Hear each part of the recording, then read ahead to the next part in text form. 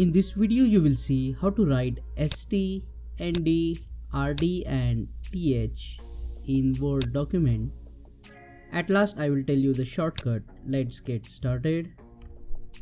To make ST superscript, just select the ST and you will see here the option X square. This is a superscript option. Just click on the X square and you will get the ST as a superscript. Similarly, you can type ND, RD and TH as a superscript in Word.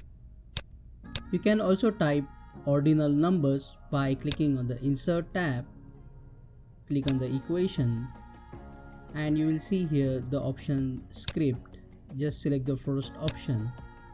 In the first box, type the number and the superscript. If you don't want in italics, you can select the ST and click on I to remove the italics. Now the shortcut, on your keyboard press CTRL Shift equal to and you will get the superscript.